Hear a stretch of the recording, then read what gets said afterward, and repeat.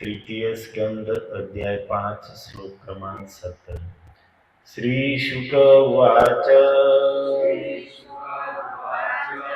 स एवं भगवान् पृष्टः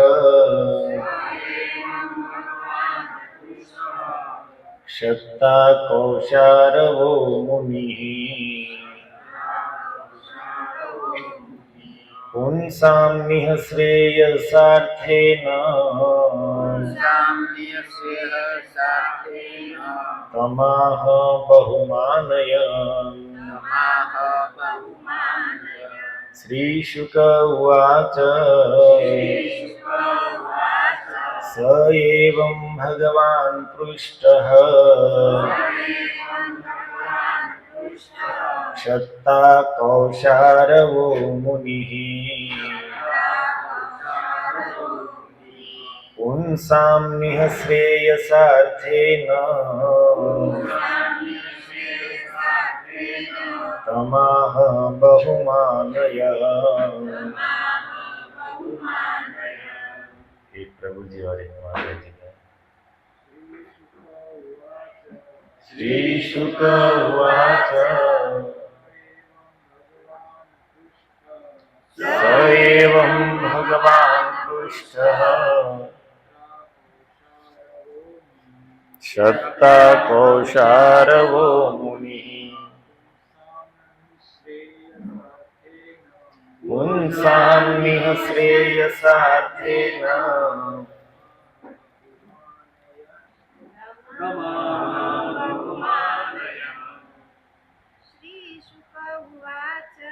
श्रीशुक उवाच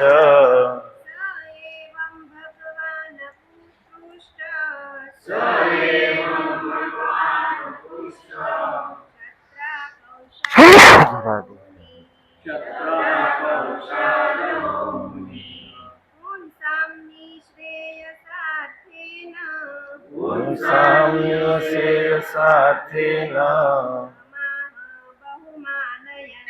तमाह बहुमानय। શ્લોકનો અનુવાદ આ પ્રમાણે છે।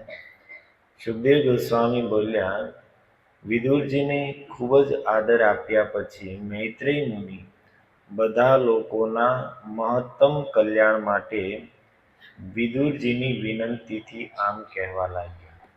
ઓમ જ્ઞાનતિમિરાંધસ્ય જ્ઞાનાંજનશલાકયા ચક્ષુરુન્મિલિतं येन तस्मै श्रीगुरुवे नमः।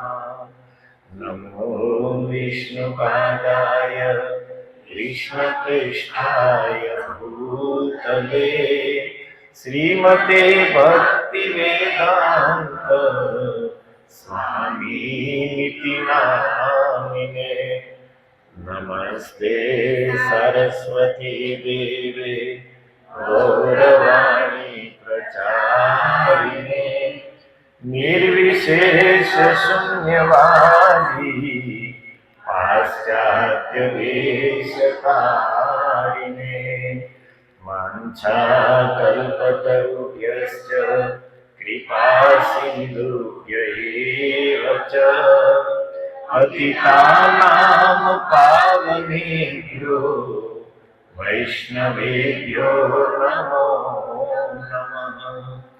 जय श्री कृष्ण चैतन्य प्रभु नित्यानंद श्री अद्वैत गदाधर श्रीवासादि गौर भक्तवृंद।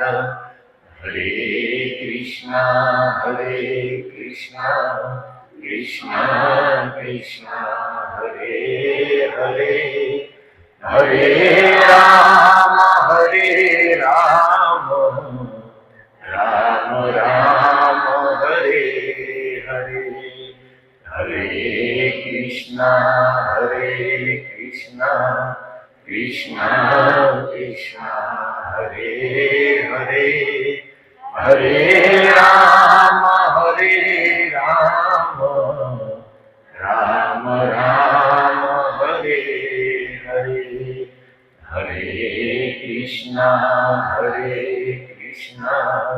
कृष्णा कृष्णा હરે હરે હરે રામ રામ રામ હરે હરે. હરે કૃષ્ણ. સર્વપ્રથમ આપ સર્વ શ્રોતાઓના ચરણો સાદર વંદન હરિબોલ કરું છું.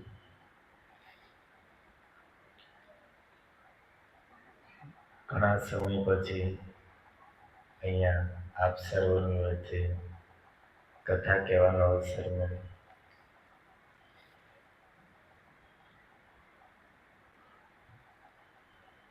શ્રીમદ ભાગવત એકાદશ સ્કંદમાં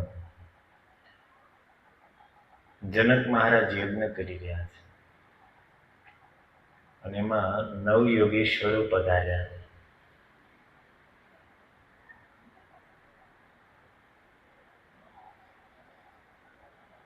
અને કહે છે, હે રાજન, કેચિત દૂરે હરિકથા કેચિત દૂરે ચ અચ્યુત કીર્તના. ઘણા લોકો એવા છે કે જે હરિકથાથી દૂર વયા ગયા છે. કેચિત દૂરે ચ અચ્યુત કીર્તના, અને ઘણા ભગવાન કૃષ્ણના કીર્તનથી દૂર વયા ગયા છે. ખાસ કરીને સ્ત્રીય શુદ્રાદયશ્ચ, સ્ત્રી અને અન્ય નિમ્ન વર્ણના લોકો કે જે ભગવાનની કથાથી અને ભગવાનના કીર્તનથી દૂર વયા ગયા છે, તે અનુકંપયા ભવાદૃશા. રાજન, તમારી જેવા જે ભગવાનના ભક્તો છે, જે વૈષ્ણવો છે, એમનું કાર્ય છે કે આવા લોકોને ફરીને ભગવાનની કથા અને કીર્તનથી જોડે. જે લોકો કથા કીર્તનથી દૂર વયા ગયા છે એમની માટે ભાગવત આદેશ આપે છે કે જે સમાજના આગેવાનો હોય, જે ધર્મના માર્ગે ચાલવા વાળા હોય, પ્રતિષ્ઠિત લોકો હોય, અને ખાસ કરીને જે ભગવાનના ભક્તો છે, એમણે આવી રીતે સત્સંગના આયોજન કરીને, કીર્તનના આયોજન કરીને એ લોકોને પણ ભગવાનની કથા અને કીર્તનથી જોડવા જોઈએ. કેમ? તો કહે છે કે હે રાજન, મનુષ્ય માટે કલ્યાણના તો બહુ માર્ગ, બહુ સાધન વેદ, શાસ્ત્ર, પુરાણ, સંતોએ બતાવ્યા છે. પણ આ સમસ્ત સાધનોમાં સર્વશ્રેષ્ઠ સાધન હોય તો એ છે ભગવાનની કથા અને કીર્તન. અને એટલા માટે જે લોકો કથા કીર્તનથી દૂર નીકળી ગયા છે, એમના કલ્યાણ માટે એમને પાછા ભગવાનની કથા અને કીર્તનથી જોડવા જોઈએ. તો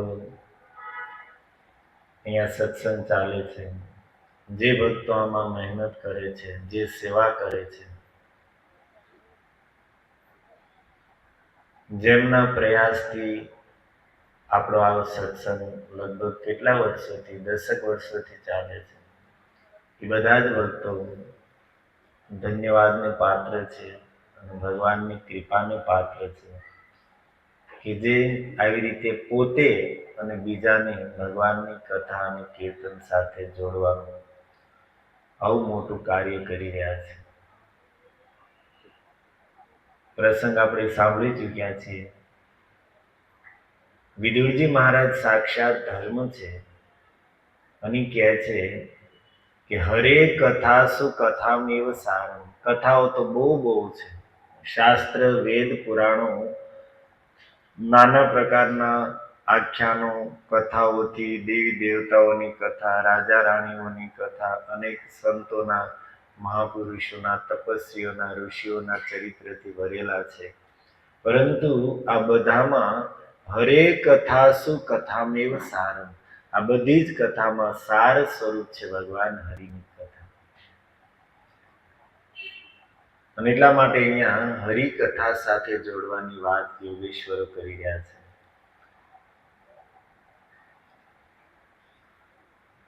વિદુરજી 15 શ્લોકોમાં મૈત્રીજી સામે અલગ અલગ પ્રશ્ન રાખે છે. વિદુરજીના પ્રશ્ન પૂરા થયા, મૈત્રેયજી ઉત્તર દેવાનું ચાલુ કરે એ વચ્ચે સુખદેવજી કહે છે કે હે પરીક્ષિત, જે આજનો શ્લોક આપણે ઉચ્ચારણ કર્યો, સ એવમ ભગવાન પૃષ્ઠ ક્ષતા કૌશારવો મુનિ. કૌશારવ મુનિ અર્થાત મૈત્રેયજીના પિતાનું નામ હતું કૃષારવ. કૌશારવ મુનિ એટલા માટે એનું એક નામ છે કૌશારવ, અને એમની માતાનું નામ હતું મિત્રા, અને એટલે એક નામ મૈત્રેય પણ છે. તો અહીંયા કહે છે કૌશારવો મુનિ, કુશારવજીના પુત્ર કૌશારવ, અને એમની માટે સંબોધન વાપરે છે ભગવાન, અર્થાત સમર્થ હતા. વિદુરજીના પ્રશ્નનો ઉત્તર દેવા માટે સમર્થ હતા, એટલા માટે ભગવાન સંબોધન વાપરીને કહે છે. વિદુરજીનો પ્રશ્ન કેવા હતા? પુંસામ નિઃશ્રેય સાર્થ્ય, માનવ સમાજનું કલ્યાણ કરવા માટે વિદુરજીના પ્રશ્ન હતા. મહાપુરુષોની સભામાં કોઈ ચર્ચા ચાલતી હોય, સંતોની સભામાં ચર્ચા ચાલતી હોય, તો એનો મુખ્ય ઉદ્દેશ્ય પોતાની જિજ્ઞાસા તો હોય જ, પણ સાથે સાથે પુંસામ નિઃશ્રેય સાર્થમ, સંપૂર્ણ માનવ જાતનું કલ્યાણ થાય, એને લક્ષ્યમાં રાખીને પ્રશ્ન પૂછવામાં આવે. શાસ્ત્રોમાં જ્યાં જ્યાં પણ સંતોના મહાપુરુષોના સંવાદ છે, તો સર્વત્ર એક જ વાત છે કે ત્યાં પ્રશ્ન કેવા હશે? લોક મંગલ માટે, માનવ સમાજનું કલ્યાણ કઈ રીતે થાય, જીવનું આત્મકલ્યાણ કઈ રીતે થાય. અને આપણી જેવા સાધારણ લોકો વચ્ચે પરસ્પર સંવાદ ચર્ચા ચાલતી હોય તો ત્યાં શું વાત હોય? સુખદેવજી ભાગવતના પ્રારંભમાં જ કહે છે, શ્રોતવ્યાદિની નૃણામ સંતિ સહસ્ત્રશ, અપશ્યતામ આત્મતત્વમ ગૃહેશુ ગૃહમેદિનામ. ગૃહેશુ ગૃહમેદિનામ, ઘર ગૃહસ્થીના કાર્યમાં લાગેલા લોકો જે અપશ્યતામ આત્મતત્વ, જેને આત્મતત્વ સાથે કોઈ લેવા દેવા નથી, શ્રોતવ્યાદિની નૃણામ સંતિ સહસ્ત્રશ, હજારો હજારો પ્રકારની સંસારની ચર્ચાઓ કરતા રહે છે. કોણ ક્યાં ગયો, કોણ ક્યાંથી આવ્યો, કોણે શું કર્યું, એની ચર્ચાઓનો કોઈ અંત જ નથી. ક્યારેક ક્રિકેટરોની વાતો એ ચડી ગયા તો કલાકો સુધી એમાં ને એમાં લાગી ગયા, ક્યારેક રાજકારણની વાત ચાલી ગઈ તો કલાકો સુધી એમાં ને એમાં ડૂબેલા રહી ગયા, ક્યારેક વળી ક્યાંક સમાજની વાતો ચાલી, ક્યારેક કોઈ પરચર્ચા ચાલી, જે વાતોમાં લાગ્યા તો કેવા સાંભળવાની સંસારના લોકો પાસે હજારો હજારો પ્રકારની ચર્ચાઓ છે.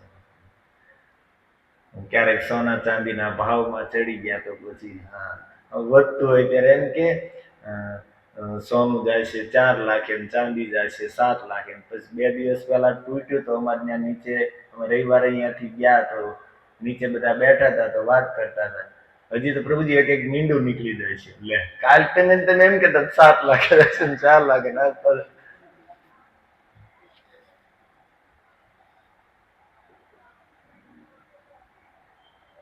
શું લાભ છે ભાઈ? સમયની બરબાદી સિવાય એમાં શું હાથમાં શું આવશે? ઓલા ડિપ્ટી સીએમ વયા ગયા અજીત પવાર, તો એની વાતો કરતા હોય કે કોનો વાંક હતો, ને કોઈનું ષડયંત્ર હતું કે ડ્રાઈવરનો વાંક હતો, કોઈરાનો. હવે ભાઈ એ તમારે ચર્ચા કરીને તમને બહુ સહાનુભૂતિ હોય તો બેસીને જે વયા ગયા છે એની માટે માળા કરી લો. એનાથી વધારે તમને એવું હોય કે ભાઈ કામ બહુ સારા કર્યા હતા ને વયા ગયા, તો ફોટો મૂકીને એની પાસે કંઈક ધૂન રાખો, કીર્તન રાખો, સત્સંગ રાખો. વ્યર્થની ચર્ચા કરીને શું ફાયદો છે?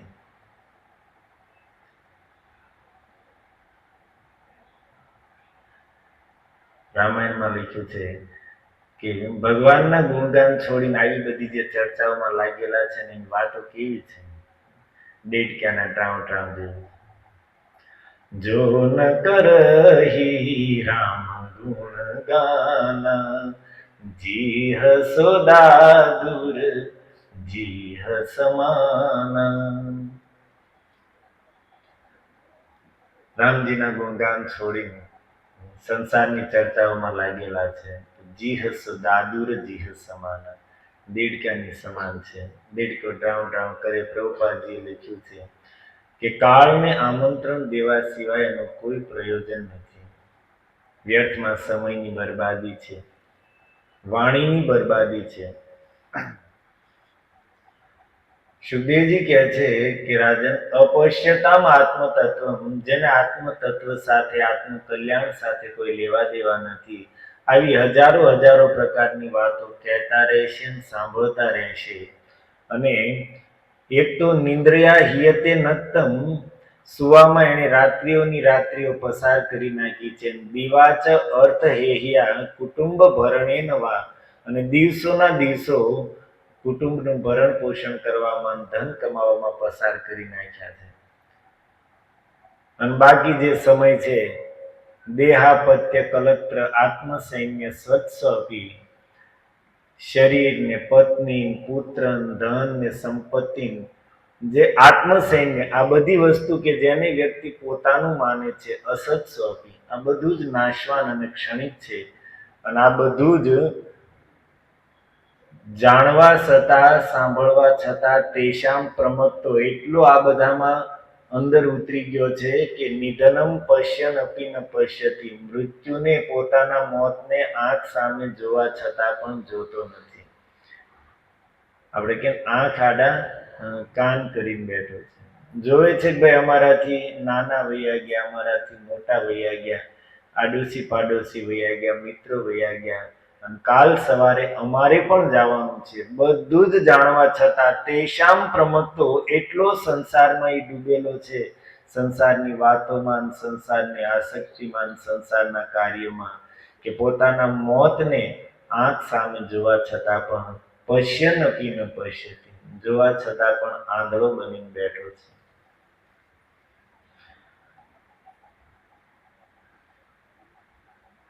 અને શાસ્ત્રની જે સત્ય ચર્ચા છે એમાં એની શ્રદ્ધા નથી. પુણ્યના અભાવમાં શાસ્ત્રની કથાઓમાં જે સત્ય છે એમાં શ્રદ્ધા નથી. અને સંસારની જે વ્યર્થ ને કાલ્પનિક જે વાતો છે એને પ્રેમથી અને કાન ઊંચા કરી કરીને સાંભળે છે. લોકો સિરિયલો જોવે, પિક્ચર જોવે, કોને નથી ખબર કે આ જે છે એ બધી કાલ્પનિક સ્ટોરી છે. પિક્ચરમાં કે સિરિયલોમાં જે કાંઈ સ્ટોરીઓ દેખાડે છે એ શું જોવાવાળાને નથી ખબર કે આ સાચું નથી, કાલ્પનિક છે? પણ છતાં કેટલા પ્રેમથી જોવે છે, કલાકો સુધી જોઈશે. અને જોવામાં કલાકો બગાડી તો બગાડી, પાછી એની ચર્ચા કરવામાં પાછી બીજી કલાકો બગાડશે. હવે એને નથી ખબર કે આપણે આ ખોટું જોઈએ છે, તો પછી એની વાતો કરીને શું ફાયદો. અને બીજી બાજુ પુરાણોની જે કથાઓ છે, જેમાં અનેક સંવાદો છે, જેમાં કંઈક ધર્મની ચર્ચાઓ છે, જેમાં કંઈક સદાચારની વાતો છે, જેમાં કંઈક આત્મકલ્યાણની વાતો છે, જે સત્ય ઘટનાઓ ઘટેલી છે એમાં શ્રદ્ધા નથી અને કાલ્પનિકમાં રુચિ છે. પુરાણ શબ્દનો અર્થ શું થાય? પુરાણનો અર્થ થાય પુરાની ઘટનાઓ. પૂર્વમાં જે ઘટનાઓ બની છે એને વેદવ્યાસજીએ પુરાણમાં લખી છે કે જેને સાંભળીને, જેને વાંચીને લોકો સમજી શકે કે અમારે શું કરવું. પૂર્વમાં અમુક વ્યક્તિએ અમુક કાર્ય કર્યું હતું અને એના ફળ સ્વરૂપ એને અમુક લાભ મળ્યો, અમુક ઇનામ મળ્યું. અને પૂર્વમાં અમુક વ્યક્તિ અમુક ખરાબ કાર્ય કર્યું તો એની શું એને સજા ભોગવવી પડી. આ બધી જ વાતો લખી છે. અને સ્વયં વાંચીને, સાંભળીને વ્યક્તિ નિર્ણય કરી શકે કે ભાઈ અમારે શું કરવું, અમારે કેવું ફળ જોતું છે, જેવું ફળ જોતું છે એવું કાર્ય મેં કરીએ. આનું નામ પુરાણ. તો સંસારી લોકોની ચર્ચામાં તો કોઈ તથ્ય કે કોઈ સાંભળવાની કોઈ સાર વાતો હોતી નથી, પરંતુ જ્યાં મહાપુરુષોનો સંગમ થાય, સંતોનો સંગ થાય અને એની વચ્ચે જે ચર્ચા હોય, એ પરોપકારની હોય, માનવ સમાજના મંગલની હોય, બીજાના હિત માટેની વાતો હોય. અરે જેમનું જીવન જ પરોપકાર માટે છે, જેમનું જીવન જ બીજાના કલ્યાણ માટે છે, તો પછી એની વાતો પણ એ જ હોય. રામાયણનો પ્રસંગ સ્મરણમાં આવે છે. અત્યારે રામકથા કરીને આવ્યા એટલે થોડુંક યાદ. જ્યારે ભગવાન વનવાસ દરમિયાન શરભંગ ઋષિના આશ્રમથી આગળ નીકળ્યા. શરભંગજી રામજીની સામે જ, સીતારામ લક્ષ્મણજીની સામે જ ચિતા બનાવીને પોતાનો દેહ ત્યાગીને ભગવાનના દર્શન કરતા કરતા, એમની સ્તુતિ કરતા કરતા વૈકુંઠમાં ગયા. એની ગતિ આપીને ભગવાન ત્યાંથી આગળ નીકળ્યા. વનમાં રહેવા વાળા અનેક ઋષિઓ, અનેક તપસ્વીઓ, બ્રાહ્મણો સાથે થઈ ગયા. રામજી પૂછે છે, હે ઋષિઓ, હું તમારી શું સેવા કરું? અને ત્યારે એ તપસ્વીઓ કહે છે, પ્રભુ તમે ચાલી તો રહ્યા છો અમારી સાથે, આગળ ચાલીને પોતે જ જોઈ લ્યો અને પછી તમે જ નક્કી કરો તમારે શું કરવું. થોડા આગળ ચાલ્યા ત્યાં શું જોવે છે? આખો પહાડ હડ્ડીઓનો, હાડક્યાઓનો આખો મોટો વિશાળ પહાડ જોઈને ભગવાન કહે છે કે આ શું? તપસ્વીઓ કહે છે, પ્રભુ સર્વજ્ઞ થઈને તમે જાણો છો, છતાં પૂછો છો. તો અમે કહીએ છીએ કે આ તપસ્વીઓ, આ બ્રાહ્મણોના હાડક્યાઓ છે, જેમને રાક્ષસો ખાઈ લે. અયત્ર તત્ર મૂંડો પડ્યા છે, ખોપરીઓ પડી છે, એ પણ એ જ તપસ્વી અને બ્રાહ્મણોની છે. સાંભળતીની સાથે જ રામજી આંખો ભરાઈ ગઈ, સીતાજી તો ધ્રુજવા માંડ્યા. એક તપસ્વી કહે છે કે પ્રભુ, જ્યારે કોઈ બ્રાહ્મણ, કોઈ તપસ્વી સાવધાન હોય, પવિત્ર સ્થિતિમાં હોય, અને એ સમયે તો કોઈ અસુર એમને પકડી પણ ન શકે. પરંતુ જ્યારે કોઈ અપવિત્ર સ્થિતિમાં હોય, અસાવધાન હોય, અને એનો લાભ લઈને રાક્ષસો પકડી અને પછી ખાઈ જશે. હંમેશા માટે પવિત્ર રહેવું, હંમેશા સાવધાન રહેવું એ તો સંભવ નથી. કારણ કે શૌચ માટે જાય, મળમૂત્ર ત્યાગ કરે અને પછી સ્નાન ન કરે ત્યાં સુધી શરીર પવિત્ર ન થાય. તો એ અપવિત્ર સ્થિતિ જ્યાં સુધી છે, અથવા તો સૂતા હોય અને જ્યાં સુધી સૂઈને જાગે અને સ્નાન ન કરે ત્યાં સુધી એ સ્થિતિને પણ અપવિત્ર માનવામાં આવે. માણસ સૂવે એટલે એને આસન આવે, રામદેવ બાબા કરાવે તો સૂર આવે ને કયું આસન કે? શવાસન, શબ. ધર્મશાસ્ત્ર કહે છે કે 1 કલાક તમે સૂવો દિવસે કે રાત્રે, અર્થાત શરીર અશુદ્ધ થઈ ગયું. જ્યાં સુધી સ્નાન ન કરીએ ત્યાં સુધી પવિત્રતા ન આવે, અને પવિત્રતા ન આવે ત્યાં સુધી કોઈ પણ ધાર્મિક કાર્ય કરવાની યોગ્યતા ન આવે. એટલા માટે દિવસે પણ 15 મિનિટ, અડધી કલાક લાંબા થયા હોય એ વાત અલગ છે, પણ જો 1 કલાક સૂતા તો સ્નાન કરવું અનિવાર્ય છે.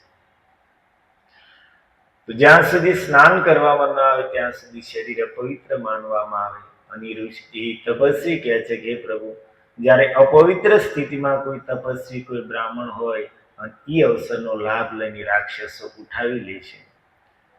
અન્ય અસુરો, માયાવીઓ અમારી વચ્ચે પશુ પક્ષીઓ બનીને ફરતા હોય, કેમ ખબર પડે? અથવા તો પોતાના મૂળ રૂપથી પણ અમારી વચ્ચે ફરતા હોય તો એનું શું અમે કરી દઈએ? અને આવી રીતે આ અસંખ્ય તપસ્વીઓને, બ્રાહ્મણોને રાક્ષસો ખાઈ ગયા.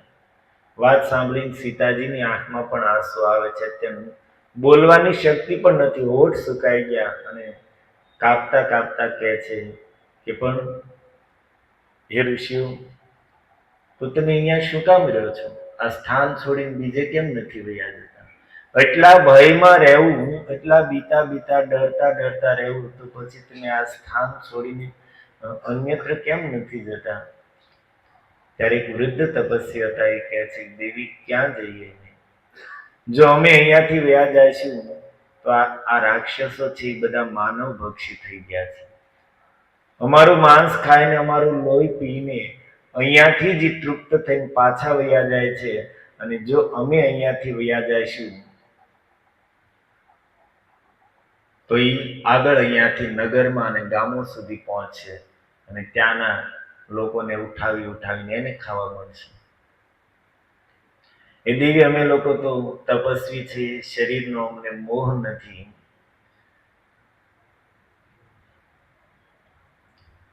પરંતુ જે સંસારી લોકો છે, એમને પરિવાર છે, એમની સમાજ છે, એમની આગળ પાછળ રોવાવાળા છે, અને એવા વ્યક્તિઓને આ લોકો આસુરો પાપીઓ પકડીને ખાઈ જશે તો એની પાછળ કેટલા લોકો દુઃખી થશે અને અમારી પાછળ કોણ રોવાવાળું છે. તો એક રીતે હે દેવી, અમે અમારું શરીર આપીને, શરીરનું દાન આ અસુરોને કરીને સંસારના લોકોની રક્ષા પણ કરી રહ્યા છીએ. અમે અહીંયા છીએ એટલા માટે અમને ખાઈને અસુરો અહીંયાથી આગળ નથી જતા. જો અમે બીજે વયા જઈશું તો આ લોકો માટે શિકારના સ્થાન, નગરો અને ગ્રામ બની જાય છે. અને હે દેવી, એમાં અમારે પણ લાભ છે. એમાં અમારે પણ લાભ છે. આ રાક્ષસોના ભયને કારણે, આ રાક્ષસોને કારણે અમને નિરંતર મૃત્યુનો ભય બનેલો રહે છે. અને હે દેવી, મૃત્યુનો ભય જ વ્યક્તિને જીવનમાં સાવધાની પ્રદાન કરે છે. જે જીવ આ સંસારમાં મૃત્યુને ભૂલી ગયો એ ક્યારેય પોતાનું આત્મકલ્યાણ નહીં કરી શકે. મૃત્યુને હંમેશા યાદ રાખવા વાળો વ્યક્તિ જ પોતાના આત્માનું કલ્યાણ કરી શકશે. એટલા માટે જ આપણે વૃંદાવનના સંત નારાયણ ભટ્ટજી, જેમણે બરસાનામાં શ્રીજી પ્રગટ કર્યા રાધા રાણીના વિગ્રહને, તો એ લખે છે કે દો બાતન કો કભી ન ભૂલ, જો આપન ચાહ કલ્યાણ. दो बातन को कभी न भूल, जो आपन चाह कल्याण. नारायण एक मौत को, दूजे श्री भगवान. જેને પોતાનું કલ્યાણ કરવું છે તો બે વાત હંમેશા યાદ રાખવી પડશે. એક પોતાનું મોત અને બીજું ભગવાન.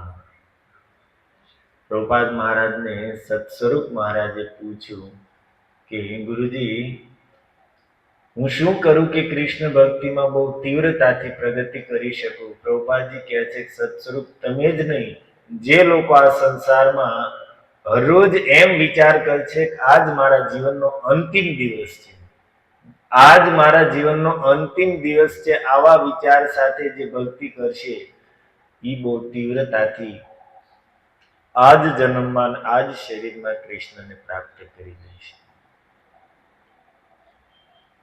તો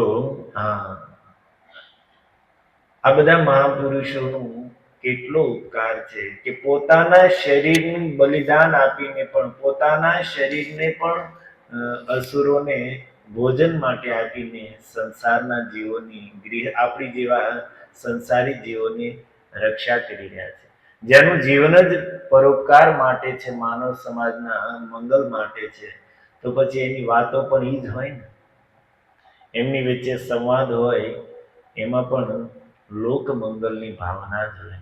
જ્યાં જ્યાં શાસ્ત્રમાં બે મહાપુરુષો ભેગા થયા હોય અને એની વચ્ચે વાત ચાલતી હોય, સમાજ માટે હોય, પોતાની જિજ્ઞાસા પણ હોય, પણ મુખ્ય રૂપમાં માનવ સમાજના કલ્યાણની ભાવના હોય.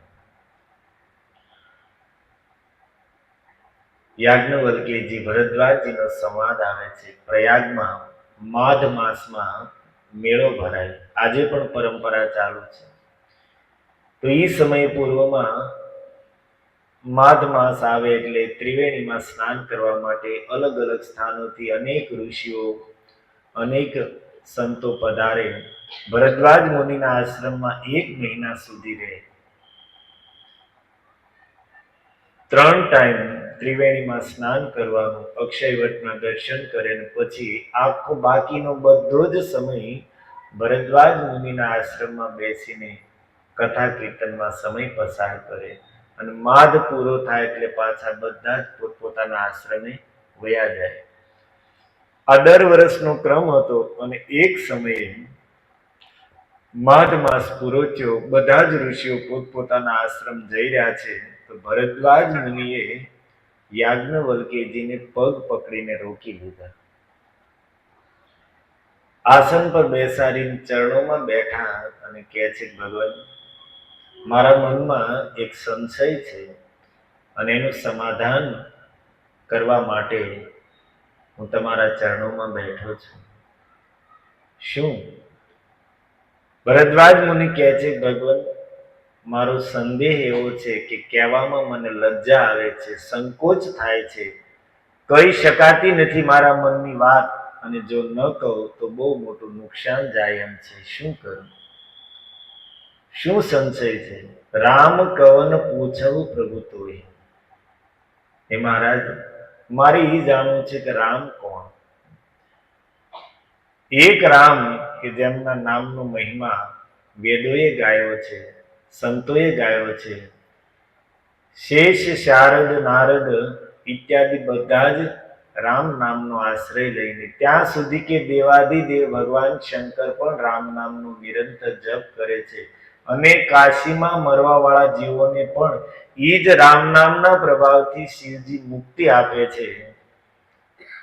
તો એક તો ઈ રામ કે જેમના નામનો આવો પ્રભાવ છે, એટલો મહિમા છે, અને એક રામ ઈ કે જેમનું ચરિત્ર આખો સંસાર જાણે છે, કે જે અયોધ્યાના રાજકુમાર હતા અને સીતાના વિરહમાં જેણે રાવણને અને સમસ્ત અસુરોનો વધ કર્યો.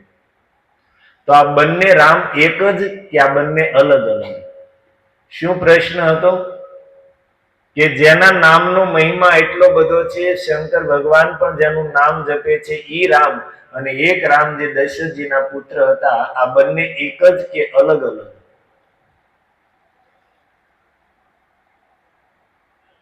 યાજ્ઞવલ્ક્યજીને હસવું આવી ગયું. याज्ञवल्के मुनि बोले मुस्काई, चतुराई तुम्हारी में जानी, सुना चहु राम गुण गुड्ढा, किन्हें प्रश्न मनहु अति मुद्दा. યાજ્ઞવલ્ક્યજીને એટલા માટે હસે આવ્યું કે એટલો મહાન ઋષિ, જેમના ગુરુએ આ જગતને સૌથી પહેલા રામાયણ આપી, રામચરિત્ર આપ્યું, વાલ્મીકીજીના ડાયરેક્ટ સાક્ષાત શિષ્ય છે ભરદ્વાજ મુનિ, અને એટલા મોટા સંત થઈને પ્રશ્ન કરી રહ્યા છે જાણે કોઈ મૂર્ખ વ્યક્તિ પૂછતો હોય. અજ્ઞાનીની જેમ પ્રશ્ન પૂછી રહ્યા છે. એની સરળતા ઉપર, એની સાદગી ઉપર, એની મહાનતા ઉપર યાજ્ઞવલ્ક્યજીને હસી આવી ગઈ.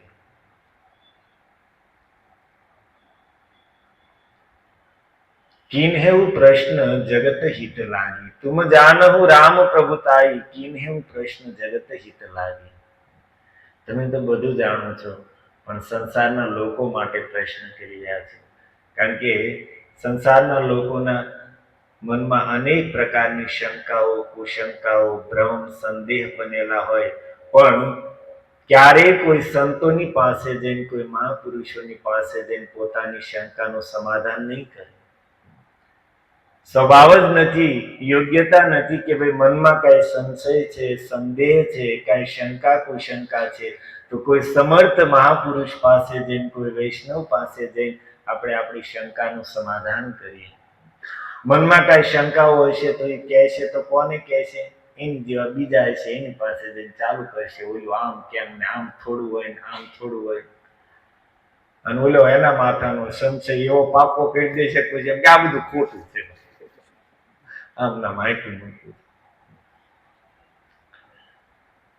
ભગવદ ગીતા કહે છે, અજ્ઞશ્ચ અશ્રદ્ધાનશ્ચ સંશયાત્મા વિનશ્યતિ.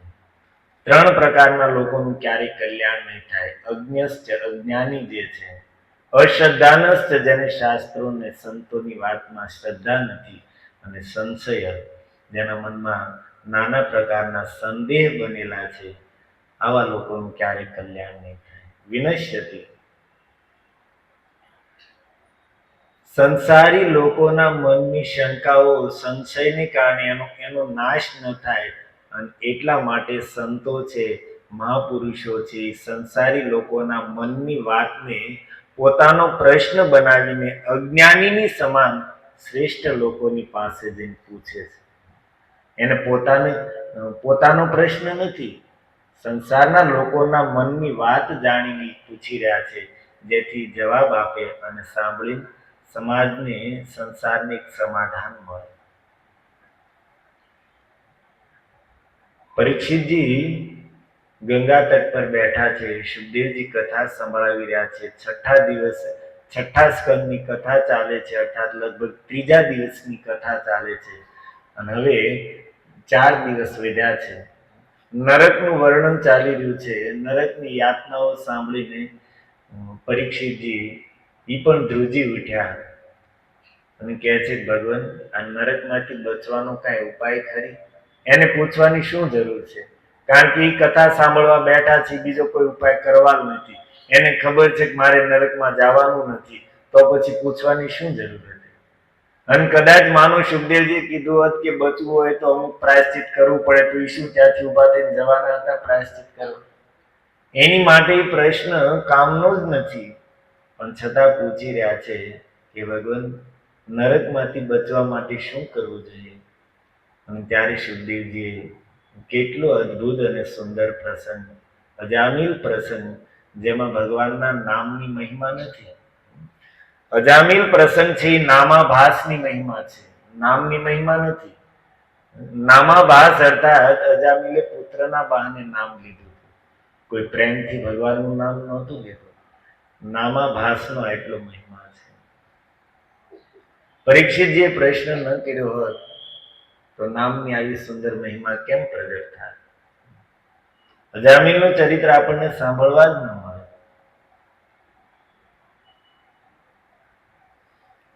એટલા માટે આ બધા સંતો વચ્ચે જે સંવાદ છે, આ જ જીવો માટે કલ્યાણની વાત છે. એના પ્રશ્ન બીજા માટે હોય. માતા દેવહૂતિ પોતાના જ પુત્ર બનેલા ભગવાન કપિલ સામે કેટલી જિજ્ઞાસાઓ કરે છે. કપિલ ભગવાને 8 અધ્યાયમાં માતા દેવહૂતિના પ્રશ્નોના ઉત્તર આપ્યા છે. કોઈ વસ્તુ એવી નથી કે જેનું ભગવાને વર્ણન ન કર્યું હોય. જેમાં ભક્તિ યોગનો મહિમા ગાયો, સાંખ્ય યોગનો મહિમા ગાયો, પ્રકૃતિ, એમના તત્વો શું છે, યોગના સાધનો શું છે, સત્કર્મ કરવાવાળા જીવોની શું ગતિ થાય છે, ભગવાનના ભજનથી જે વિમુખ છે એવા જીવોની શું ગતિ છે, ભક્તોની શું ગતિ હોય, ગર્ભમાં જીવની શું સ્થિતિ હોય, કાળની ગતિ ઇત્યાદિ એક એક વસ્તુનું ભગવાને વિસ્તારથી વર્ણન કર્યું. નારદજી બ્રહ્માજી પાસે ગયા. કલિસંતરણ ઉપનિષદનો સંવાદ પ્રસંગ આપણે બધા જાણીએ છીએ. નારદજી બ્રહ્મલોકમાં ગયા અને બ્રહ્માજીને પૂછે છે કે પિતાજી, ગામ પર્યટન, દ્વાપરાંતે નારદો બ્રહ્માંડમ જગામુ. દ્વાપર યુગના અંતની વાત છે. નારદજી ક્યાં ગયા છે? બ્રહ્માંડમ જગામ, બ્રહ્માજી પાસે ગયા અને પૂછે છે, કથમ ભગવન ગામ પર્યટમ કલિમ સંતરયમ ઇતિ. ગામ પર્યટન અર્થાત ગામમાં હું આંટો, ગામનો અર્થ આપણી ભાષામાં ગામમાં આંટો મારીને આવ્યો એમ.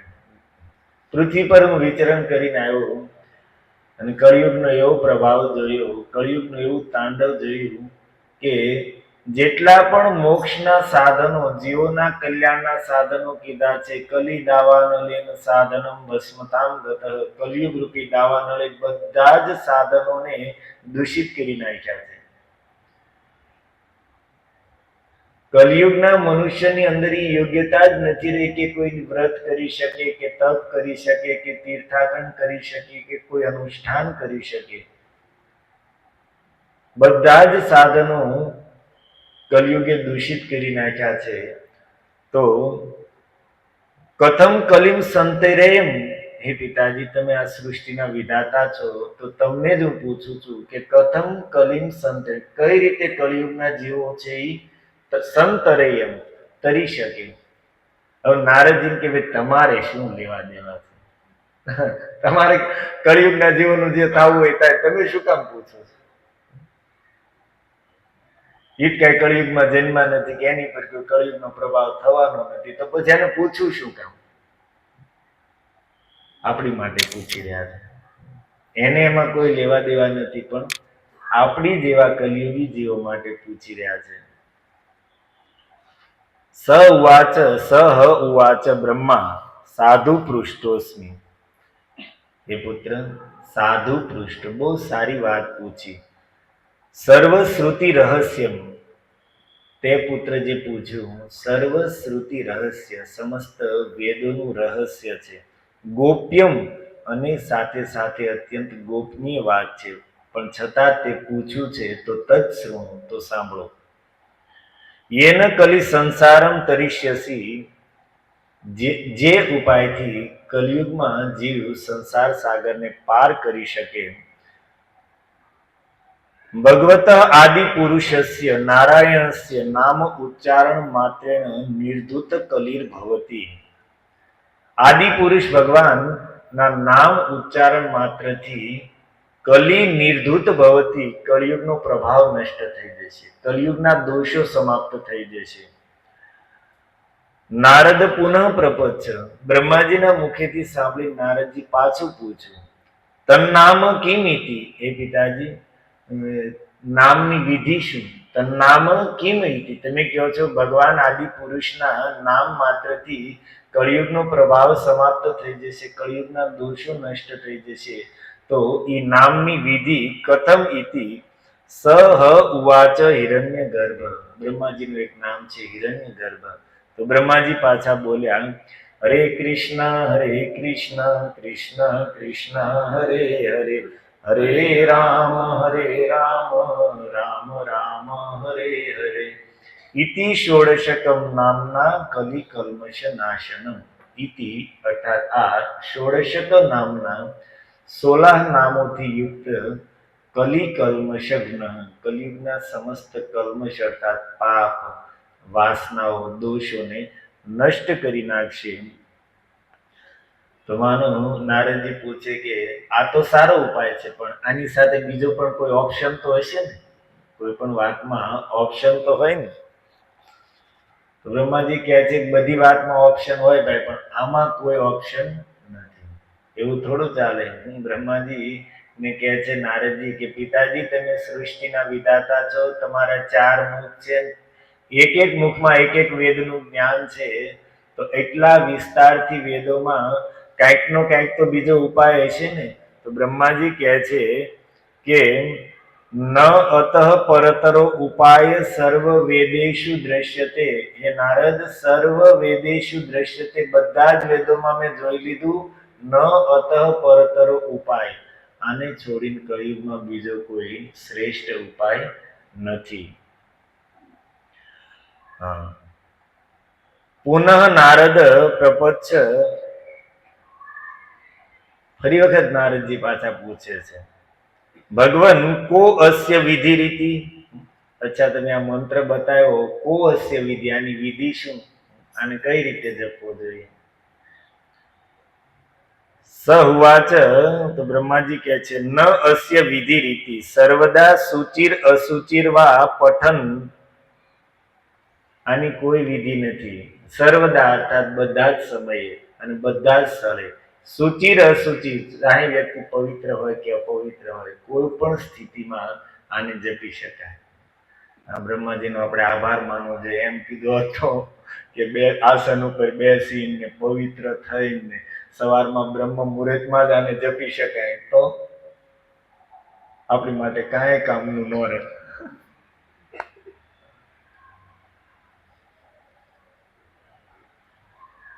હવે તમે એ બતાવો કે નારદજીને તો આ વાત સાથે કોઈ લેવા દેવા, એને તો કળિયુગના દોષ સ્પર્શ કરી શકે એમ નથી, અને એનું તો જીવન જ છે તો ભગવાનનું નામ ગાતા ગાતા જ ફરે છે. એને ન પૂછ્યું હોત તો આપણને આ વાત કોણ બતાવે, આપણને કેમ ખબર પડે? અચ્છા, એટલી શ્રેષ્ઠ મંત્ર અને એટલો સરળ, અને કોઈ વિધિ નહીં, ગમે ત્યારે જપી શકાય, ગમે એમ જપી શકાય, છતાં આપણને એમાં પાછું પ્રેમ જાગે છે. પ્રશ્ન એ છે કે એટલી સ્પષ્ટતા તો કરી બ્રહ્માજીએ કે ભાઈ ન અતઃ પરતરો ઉપાય સર્વ વેદેશુ દ્રશ્યતે, બધા જ વેદોમાં જોઈ લીધું, પણ આનાથી શ્રેષ્ઠ કોઈ, આ મહામંત્રથી શ્રેષ્ઠ કોઈ ઉપાય નથી. તો એટલું જાણવા છતાં પણ આપણી મજબૂરી છે, તોય પાછો જે આપણને આમાં રસ આવતો નથી, આપણું મન આમાં લાગતું નથી. કેમ જાણો છો? એક કથા સંભળાવું ભાગવતની. ભગવાન મથુરામાં આવ્યા, કંસનો ઉદ્ધાર કરીને પછી મથુરાના જે યાદવો કંસના ભયથી મથુરા છોડીને દૂર દૂર સ્થાનમાં વયા ગયા હતા, એ બધાને ભગવાન ગોતી ગોતીને પાછા લાવ્યા અને પાછા બધાને મથુરામાં વસાવ્યા. પછી અવંતીપુર ઉજ્જૈનમાં ગયા, સાંદીપની ઋષિને ત્યાં 64 દિવસમાં 64 કળાનું જ્ઞાન પ્રાપ્ત કરીને ગુરુ દક્ષિણામાં મરેલો પુત્ર ગુરુને આપીને પાછા આવ્યા. એક દિવસ ઉદ્ધવજીને લઈને કુબજાના ઘરે ગયા, કારણ કે ભગવાને એને વચન આપ્યું હતું કે હું તારી પાસે આવીશ. અને પછી ત્યાંથી પાછા આવ્યા અને એક દિવસ બલરામજીને લઈને અક્રૂરજીના ઘરે ગયા. અક્રૂરજીએ અનેક પ્રકારે પૂજન અને સ્તુતિ કરી અને પછી ભગવાન કહે છે, કાકા તમે સાંભળ્યું છે કે આપણા ફઈ કુંતા અને એમના પુત્રો બહુ દુઃખમાં છે. ધૃતરાષ્ટ્ર એના પુત્રોની વાતમાં આવીને પુત્ર મોહમાં બહારની દ્રષ્ટિથી તો અંધ છે જ, પણ આંતરિક દ્રષ્ટિથી અંધ થઈને પોતાના પુત્રોની વાતમાં આવીને પાંડુ પુત્રો સાથે અન્યાય કરી રહ્યા છે. તો હે કાકાશ્રી, તમે જાઓ હસ્તિનાપુર અને ત્યાંના સમાચાર જાણીને આવો અને પછી આપણે શું આગળ કરવું એ નિર્ણય લઈશું. ભગવાન કૃષ્ણના આદેશથી અક્રૂરજી ગયા છે હસ્તિનાપુર. અને હસ્તિનાપુરમાં અનેક દિવસોની મહિનાઓ સુધી રોકાણા. ધૃતરાષ્ટ્રનો વ્યવહાર જાણવા માટે, એની ગતિવિધિ જાણવા માટે, એનો પાંડવો સાથેનો શું ન્યાય છે, કેવો એનો વ્યવહાર છે જાણવા માટે મહિનાઓ સુધી અક્રૂરજી ત્યાં રોકાણા છે.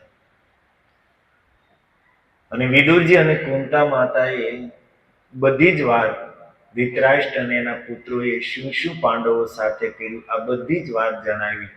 અને વિદુરજીએ તો ત્યાં સુધી કીધું કે ધૃતરાષ્ટ્રની અંદર પોતાનો નિર્ણય કરવાની શક્તિ જ નથી. પોતાના પુત્ર દુર્યોધન, દુશાસન, શકુની ઇત્યાદિ જે કહે છે એ જ કરે છે. પાંડવ ઉપર કેવા કેવા અત્યાચારો કર્યો બધી જ વાત કરી. અને અક્રૂરજીએ ત્યાં જોયું પણ પોતાની આંખેથી. હવે એ વાત તો સ્પષ્ટ થઈ ગઈ કે ધૃતરાષ્ટ્ર પોતાના પુત્રોનો પક્ષ લઈને પાંડવો સાથે અન્યાય કરી રહ્યા છે. આ વાત જાણીને અક્રૂરજી જવા માટે નીકળે છે મથુરા. પણ જતા જતા એને એમ થયું કે ધૃતરાષ્ટ્રને થોડો સમજાવી દઉં, સમજે. તો અક્રૂરજી રાજ્યસભામાં આવે છે. દસમ સ્કંદ 49મા અધ્યાયની આ કથા તમને સંભળાવું છું. ભો ભો વૈચિત્ર વીર્ય કહે છે કે સંબોધન કરીને કે હે વૈચિત્ર વીર્ય, અર્થાત વિચિત્ર વીર્યના પુત્ર ધૃતરાષ્ટ્ર મહારાજ વિચિત્ર વીર્યના પુત્ર હતા. ત્વમ કુરુણામ કીર્તિવર્ધન, હે મહારાજ તમે કુરુવંશની કીર્તિ વધારવા વાળા છો. ધર્મેણ પાલયન ઉર્વીમ, એટલા માટે તમે ધર્મપૂર્વક પૃથ્વીનું શાસન કરો. ઉર્વીનો અર્થ થાય પૃથ્વી. પ્રજા શીલેન રંજયન, અને પોતાના આચરણથી તમે પ્રજાને સુખી કરો. વર્તમાન સમહ સ્વેશુ, અને બધા સાથે સમતાનો વ્યવહાર કરો. આનાથી સ્વેશુ શ્રેય, પરલોકમાં તમારું કલ્યાણ થશે અને કીર્તિમ અવાપ્યસી, ઇહલોકમાં તમારી કીર્તિ વધશે. તમે સમતાનો બધા સાથે વ્યવહાર કરશો તો પરલોકમાં પણ કલ્યાણ થશે અને અહીંયા તમારો યશ વધશે. અન્યથા ત્વ આચરણ લોકે ગર્હિતો યાસ્યસે તમ, અન્યથા અર્થાત તમે જો બધાની સાથે સમતાનો વ્યવહાર ન કરતા ભેદભાવયુક્ત વ્યવહાર કરશો તો યાસ્યસે તમઃ, ઘોર અંધકારમય નરકમાં તમારે જવું પડશે. તસ્માત, એટલા માટે સમત્વે વર્તસ્વ પાંડવેશુ આત્મજેશુ, અને એટલા માટે તમે પાંડવો સાથે અને પોતાના પુત્રો સાથે સમત્વે વર્તઈશું, સમતાનો વ્યવહાર કરો. અર્થાત બંને સાથે બંનેને બરોબર માનો, પક્ષપાત ન કરો. હે મહારાજ, જો નેહ ચ અત્યંત સંવાસઃ કરહિચિત કેનચિત સહ, આ જગતમાં કોઈ પણ ની સાથે હંમેશા માટે કોઈને રહેવાનું નથી. કોઈ પણ સ્થાને કોઈ કેમ ન હોય, પણ હંમેશા માટે કોઈ સાથે રહેવાનું નથી. અરે રાજન સ્વેનાપી દેહન કિમ, અરે આ દેહ પણ હંમેશા સાથે નથી રહેવાનો, તો પછી દેહને જેની સાથે સંબંધ છે, પુત્ર પત્ની ઇત્યાદિની તો વાત જ શું કરીએ. એક પ્રસૂયતે જંતુર એક પ્રલીયતે. હે રાજન, આ જંતુ, આ જીવ એકલો જ જન્મ લે છે, એક પ્રસૂયતે એકલો જ જન્મ લે છે, અને એક પ્રલીયતે અને એકલો જ જાય છે. જ્યારે આ જીવ જન્મ લે છે તો કોઈને સાથે લઈને નથી આવ્યો, અને જાય છે તો કોઈને સાથે લઈને જવાનો નથી. એકલો આવ્યો છે અને એકલો જવાનો છે. એકાનું ભૂંગતે સુકૃતમ એવચ દુષ્કૃતમ. અને અહીંયાથી જાય છે તો એકલો જ પોતાના કરેલા સુકૃત અર્થાત પુણ્ય અને દુષ્કૃત અર્થાત પાપને ભોગવશે. એકલો આવ્યો છે ને એકલો જાય છે, અને પોતાના પાપ પુણ્યનું ફળ પણ એકલાને જ ભોગવવું પડશે. એમાં કોઈ ભાગ પડાવશે નહીં. રત્નાકર ડાકુને નારદજીએ શું પ્રશ્ન કર્યો કે તું આ શિકાર કરે છો, કોની માટે કરે છો? તો કે મારા પરિવાર માટે. નારદજી કે અહીંયા ઉભો છું, જઈને પૂછ્યા કે તું આ પાપ કરે છો પરિવાર માટે, પણ પરિવારના લોકો આમાં ભાગ પાડશે ને? જઈને પૂછું તો કોઈ આ ન પાડે. આવી નારદજીના ચરણોમાં પડે છે. એ જ વાત અહીંયા કરી રહ્યા છે કે આ જીવ પાપ તો કરે પોતાના પરિવાર માટે, પોતાના સમાજ માટે, પોતાના પુત્રો માટે, કોની માટે, પણ પાપમાં ભાગ તો કોઈ નહીં પડાવે. પોતે કરેલા પાપ પુણ્યને એકલાને જ ભોગવવું પડશે. તસ્માદ લોકમ ઇમમ રાજન સ્વપ્ન માયા મનોરથમ. એટલા માટે હે રાજન, આ બધી વાત તમે સમજો. આ જગત કેવું છે? સ્વપ્ન માયા મનોરથ. 4 દિવસની ચાંદની છે, સ્વપ્ન સમાન છે, માયાના મનોરથ સમાન છે. આવા જગતમાં ક્ષણિક આવીને તમે આવી રીતે ભેદભાવ કરીને, પક્ષપાત કરીને, પાપ કરીને શું કામ અહીંયાથી દુર્ગતિ ભોગવીને જવું છે તમારે? એટલા માટે આત્માનમ સમહ, તમે પોતાને બધાની માટે, પાંડવ માટે અને કૌરવ માટે સમ બનાવો. આવી રીતે અક્રૂરજીએ બહુ સુંદર ત્યાં સભાની અંદર વાત કરી ધૃતરાષ્ટ્રને. અને અક્રૂરજીનો ઉપદેશ સાંભળીને ધૃતરાષ્ટ્ર શું કહે છે સાંભળો. ધૃતરાષ્ટ્ર વાચ યથા વદતિ કલ્યાણીમ વાચમ દાનપતે ભવાન. હે દાનપતે, અક્રૂરજી મહારાજનું નામ છે દાનીઓમાં, અને એટલા માટે સંબોધન કરે છે કે દાનપતે, હે દાન દેવા વાળાઓમાં શ્રેષ્ઠ. ભવાન, તમે વદતિ કલ્યાણીમ વાચમ યથા, મારા કલ્યાણ માટે બહુ સારી વાત કરી. વદતિ કલ્યાણીમ વાચ, મારું કલ્યાણ કરવા માટે બહુ સુંદર તમે ઉપદેશ આપ્યો. તથા અનયા ન તૃપ્યામી, અને તમારી આ મધુર વાણી સાંભળીને, તમારો આ સુંદર ઉપદેશ સાંભળીને ન તૃપ્યામી, મને તૃપ્તિ થતી નથી. કઈ રીતે? મર્ત્ય પ્રાપ્ય યથા અમૃતમ, જેવી રીતે મરવા પડેલા વ્યક્તિને અમૃત મળી જાય ને અમૃત પીતા એને તૃપ્તિ ન થાય, એવી જ રીતે હે દાનપતિ, તમારા સુંદર ઉપદેશને સાંભળીને, તમારા વચનોને સાંભળતા મને તૃપ્તિ થતી નથી. તથાપી, છતાં પણ, કે હું તથાપી અર્થાત છતાં પણ, સુનૃતા, તમારી વાણી અત્યંત સત્ય છે, સૌમ્ય અર્થાત સરળ છે, પણ હદી ન સ્થિયતે, મારા હૃદયમાં એ ટકતી નથી. હદી ન સ્થિયતે કઈ રીતે? વિદ્યુત સૌદામની યથા, જેવી રીતે વાદળાઓમાં વીજળી ટકતી નથી, એવી રીતે તમારી સત્ય અને સરળ વાણી, અમૃત સમાન તમારો ઉપદેશ પણ મારા હૃદયમાં ટકતો નથી. શું કામ? પુત્ર અનુરાગેન વિષમેહી, કારણ કે આમાં મારા પુત્રો પ્રત્યે એટલો અનુરાગ, પુત્રો પ્રત્યે એટલી આસક્તિ, મમતા ભરી છે કે તમારી વાણી અંદર જવા માટે જગ્યા જ નથી. આમ પુત્રનો મોહ, પુત્રની આસક્તિ, પુત્રની મમતા એટલી ભરી છે કે હું સમજુ છું કે તમે જે કહો છો એ બિલકુલ સત્ય વાત છે, સાંભળવામાં પણ મને સુખ મળે છે, પણ હે વિદુરજી, હું કરી શકું એમ નથી. કારણ કે પુત્રનો મોહ એટલો ભરેલો છે, આસક્તિ એટલી ભરેલી છે કે હવે હું એ કરી શકું. ક્યાંક ક્યાંક આપણે આવું જ થઈ રહ્યું છે કે સાંભળીએ બહુ, પણ અંદર સંસારની આસક્તિ, સંસારના વિષયોની વાસનાઓ એટલું ભરેલું છે કે શાસ્ત્રની આવી સુંદર સુંદર વાતો, સંતોના સુંદર સંવાદો પણ ભલે સાવ ધૂતરાજ જેવું તો નથી જ, તે થોડું થોડું તો સમજાય જ છે આપણને.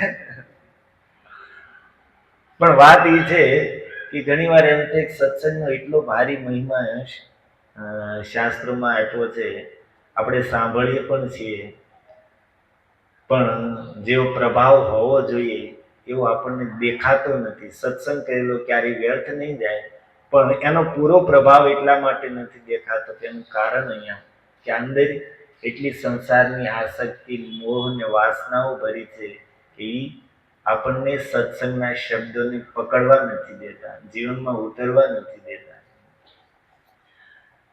और एक આવી કથા શ્રીમદ ભાગવતના 6ઠા સ્કંદમાં છે. ચિત્રકેતુ મહારાજનું ચરિત્ર આવે છે. સુખદેવજી કહે છે કે આસિદ રાજા સાર્વભૌમ શૂરસેન શુવેન રૂપ. હે રાજન, શૂરસેન પ્રદેશના રાજા હતા, ચિત્રકેતુ રીતે ખ્યાત, જેમનું નામ ચિત્રકેતુ હતું. અને એને એટલું સુંદર રાજ્ય કર્યું કે એના રાજ્યમાં કામધુક મહી, પૃથ્વી છે એ કામધુક અર્થાત કામધેનુ ગાય સમાન બની ગઈ. અર્થાત રાજા ચિત્રકેતુના ધર્મપૂર્ણ રાજ્યમાં પૃથ્વી માતા અનેક ગણું ઉત્પાદન કરતી, ધાન્ય, ફળ, ફૂલ ઇત્યાદિનું અનેક ગણું ઉત્પાદન કરીને બધાની મનોકામના પૂર્ણ કરતી. તસ્ય ભાર્યા સહસ્ત્રાણામ સહસ્ત્રાણી દશા ભવત. મારા ચિત્રકેતુને અસંખ્ય અસંખ્ય રાણીઓ હતી અને સંતાનિકસ ચાપી, મારા ચિત્રકેતુ પોતે સંતાન ઉત્પન્ન કરવામાં સમર્થ હતા, પણ અનેક રાણીઓ હતી છતાં એક પણ પુત્ર ઉત્પન્ન ન કરી શકી.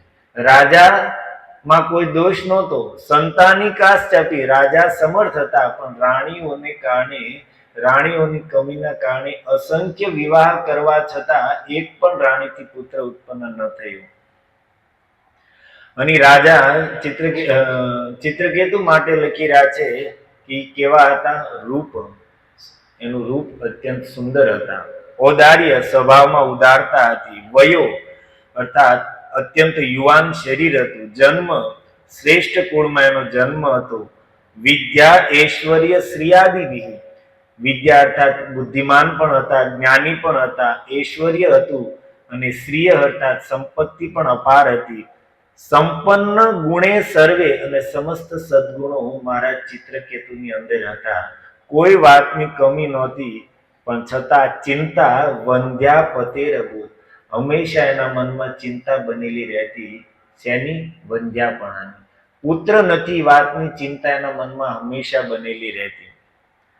ન તસ્ય સંપદ સર્વા મહિષ્યો વામલોચના, એટલી અપાર સંપત્તિ, મહિષ્ય અર્થાત એની પત્નીઓ વામલોચના, એકથી એક સુંદર હતી, બધી જ આજ્ઞાનું પાલન કરવા વાળી પતિવ્રતા સ્ત્રીઓ હતી. અને સાર્વભૌમસ્ય ભૂમેશ્ચ, અને સંપૂર્ણ ભૂમંડળના ચક્રવર્તી સમ્રાટ હતા. પરંતુ અભવત પ્રીતિ હેતવે, આ બધી વસ્તુ પણ મારા ચિત્રકેતુને સુખ ના આપી શકી. આ બધું જ હોવા છતાં પણ પુત્રના અભાવને કારણે હંમેશા મારા ચિત્રકેતુ ચિંતામાં અને દુઃખમાં ડૂબેલા રહેતા. કઈ વસ્તુની કમી છે? એક પુત્ર નથી, એને કારણે મારા ચિત્રકેતુને બધું જ ધૂળ સમાન લાગી રહ્યું છે. મંડળનું ચક્રવર્તી પદ, કેટલા ગુણ કીધા? શરીર સુંદર છે, યુવાન છે, બુદ્ધિમાન છે, સ્વભાવ ઉદાર છે, સાર્વભૌમ ચક્રવર્તી સમ્રાટ છે, મહિષ્યા વામલોચન, પત્નીઓ બધી આજ્ઞામાં રહેવા વાળી એકથી સુંદર એક છે. બધું જ હોવા છતાં એક અભાવ, એક પુત્રનો અભાવ, મારા ચિત્રકેતુ દિવસ રાત ચિંતામાં દુઃખમાં ડૂબેલા રહે છે. અભાવ એક એવી વસ્તુ છે કે આ જગતમાં માણસ પાસે બધું જ છે, અને એક વસ્તુ નથી, તો જે વસ્તુ નથી એનો અભાવ એ વ્યક્તિને એટલો દુઃખી કરશે જે છે એનું સુખ નહીં લેવા દે.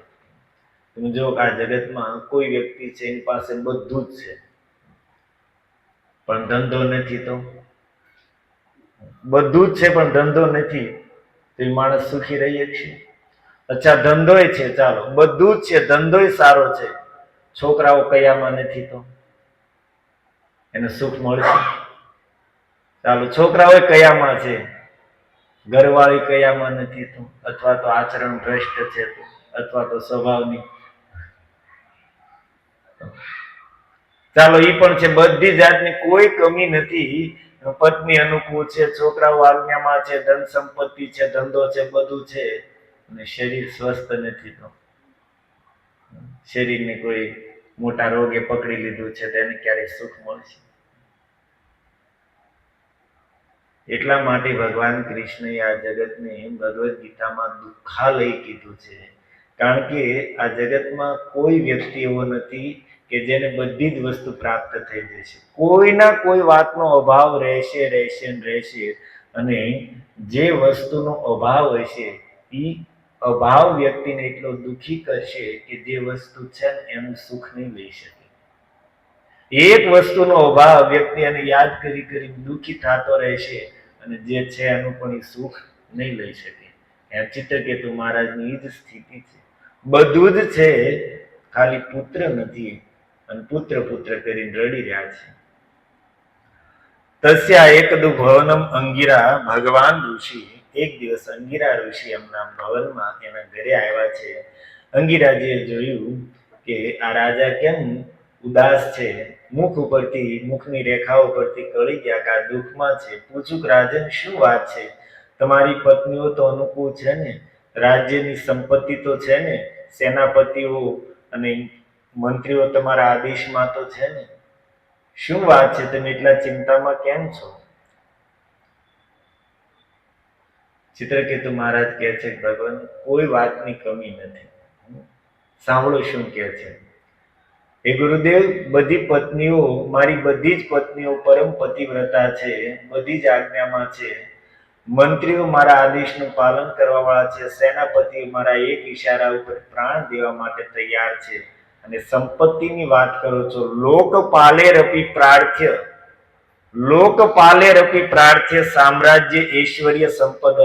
લોકપાલો પણ, ઇન્દ્ર ઇત્યાદિ લોકપાલો પણ જેમની કામના કરે, જેમની ઈચ્છા કરે એટલી અપાર સંપત્તિ ને ઐશ્વર્ય અને સામ્રાજ્ય મારી પાસે છે, પણ આ બધું જ ન નંદત્ય, આ બધું જ મને સુખ નથી આપતું. કેમ? અપ્રજામાં, પુત્ર ન હોવાને કારણે આ બધું જ મને સુખ નથી આપી શકતું. કઈ રીતે? તો દ્રષ્ટાંત આપે છે, ક્ષુત ત્રુટ કામમ ઈવા પરે. ભૂખ્યા વ્યક્તિને જેવી રીતે ભોજન સિવાય અન્ય કોઈ પણ વસ્તુ આપવામાં આવે તો એ ક્યારેય સુખી ન થઈ શકે, ભૂખ્યા વ્યક્તિને ભોજન સિવાય કોઈ પણ પદાર્થ તૃપ્ત ન કરી શકે, એમ હે ગુરુદેવ, પુત્રને છોડીને મને કોઈ પણ વસ્તુ અત્યારે સુખી કરીએ કેમ નથી.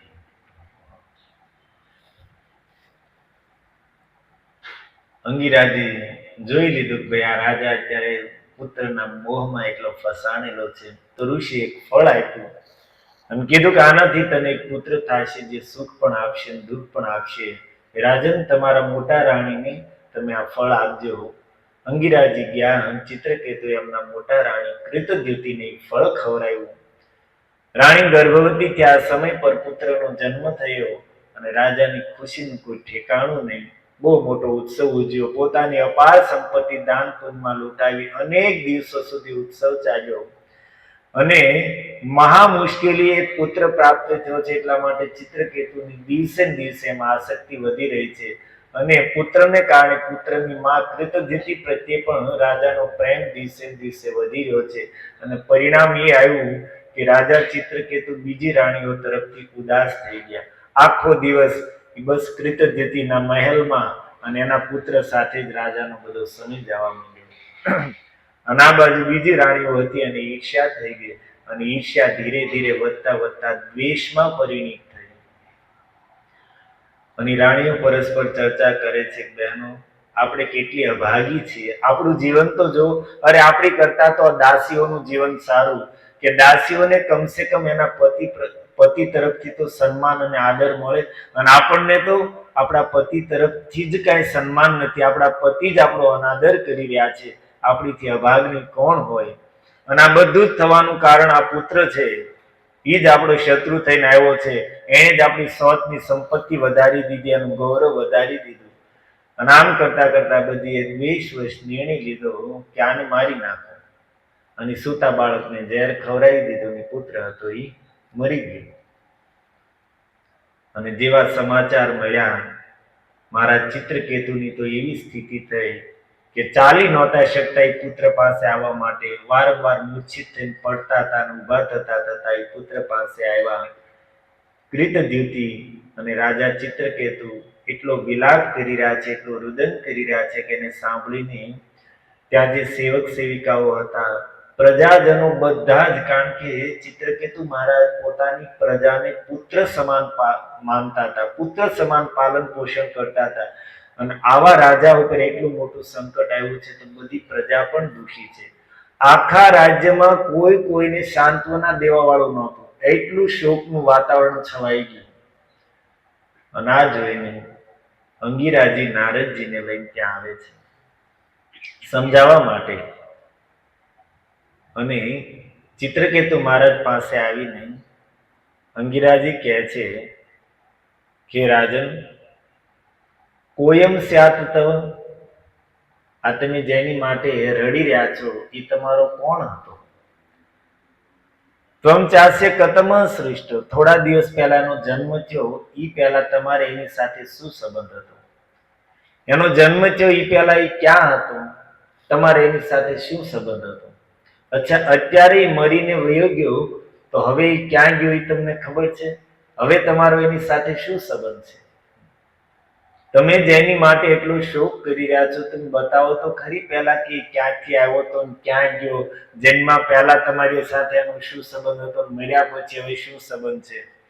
એ રાજન, યથા પ્રયાંતિ સંયાંતિ સ્તોત્ર વેગેન વાલુકા, જે રીતે નદીના પ્રવાહમાં, નદીમાં જળના પ્રવાહમાં રેતીના કણો છે એ પાણીની સાથે ઢસડાતા એકબીજાની સાથે ભેગા થઈને પાછા વિખૂટા પડી જાય, એવી જ રીતે આ સંસાર રૂપી નદીમાં કાળના પ્રવાહમાં બધા જીવો કર્મ અનુસાર એક પરિવારમાં, એક કુટુંબમાં, એક સમાજમાં આવીને ભેગા થાય, પાછા કર્મ પૂરા થાય એટલે વિખૂટા પડી જશે.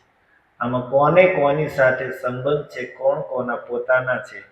યથા દાના સુવે દાના ભવંતી ન ભવંતી. રાજન, એક બીજમાંથી બીજા બીજ ઉત્પન્ન થાય અને ઉત્પન્ન કરવાવાળું બીજ પોતે નષ્ટ થઈ જાય. બીજમાંથી વૃક્ષ ઉત્પન્ન થાય અને બીજ છે સમાપ્ત થઈ ગયું. એમ આ જગતમાં માતા પિતાથી સંતાન ઉત્પન્ન થાય, સંતાન ઉત્પન્ન કરી માતા પિતા પાછા વયા જાય. એક જીવથી બીજા જીવની ઉત્પત્તિ થાય છે. આ સૃષ્ટિનો નિયમ છે, આ જ સૃષ્ટિનું ચક્ર છે. તો પછી તમે રોવો છો કોની માટે? રાજા ચિત્રકેતુને હવે થોડાક હોશમાં આવે. અત્યાર સુધી બેભાન જેવી સ્થિતિમાં હતા અને પૂછે છે કો ભવાન, એટલા, કારણ કે આંખમાં એટલા આંસુ હતા કે ઓળખી નહોતા શક્યા. તો પૂછે છે કે કોઈ યુવામ જ્ઞાન સંપન્ન, હવે તમે એટલી સુંદર જ્ઞાનની વાત કરવાવાળા કોણ છો આપ? અંગિરાજી કહે છે કે અહમ તે પુત્ર કામસ્ય પુત્ર દો અંગિરા ઋષિ. તમને મનમાં જે પુત્રની કામના હતી ત્યારે જે પુત્ર આપ્યો તો ને હું અંગિરા ઋષિ છું. અને એશ બ્રહ્મપુત્ર નારદ સાક્ષાત. અને અમારી સાથે છે બ્રહ્માજીના પુત્ર નારદજી છે. ચિત્રકેતુ મહારાજ કહે છે કે મહારાજ, આવું સુંદર જ્ઞાન તમારી પાસે હતું તો પહેલા આવ્યા ત્યારે કેમ ન આપ્યું?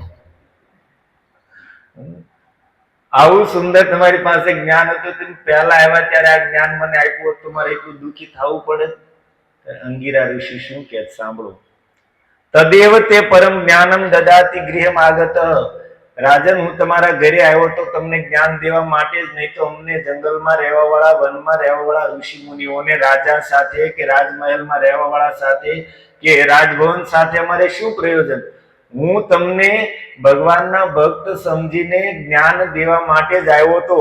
પણ જ્ઞાત્વા અન્ય ભિનિવેશમ, મેં જોયું કે તમારા મનમાં અત્યારે તમારી અંદર અત્યારે પુત્ર પુત્ર પુત્ર જ થઈ રહ્યું છે. પુત્રના મોહમાં એટલા ડૂબેલા હતા કે એ સમયે તમે જ્ઞાન પ્રાપ્ત કરવાની સ્થિતિમાં નહોતા. તમને એ વખતે મેં જ્ઞાન દીધું હોત તો તમારી અંદર પુત્રનો મોહ એટલો હતો કે તમે જ્ઞાનને સમજી કે નહીં ને પકડી પણ ન શકે. અને એટલા માટે મને એમ થયું કે આને અત્યારે જ્ઞાન દેવું વ્યર્થ છે. આને પેલા પુત્ર આપી દો અને પછી પુત્રનો મોહ દૂર થાય ત્યારે જ્ઞાન પ્રાપ્ત કરવાને લાયક બનશે. તો સંવાદ તો આપણે આખો એટલા માટે કીધું કે અંગીરાજી કહે છે કે આવ્યો તો જ્ઞાન દેવા, પણ જોયું કે ભાઈ આને અત્યારે પૈસો પૈસો પૈસો, સોનું ચાંદી હીરા, આમાં ક્યાં જ્ઞાન.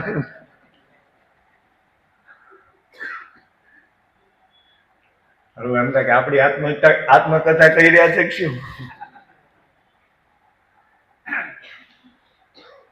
તો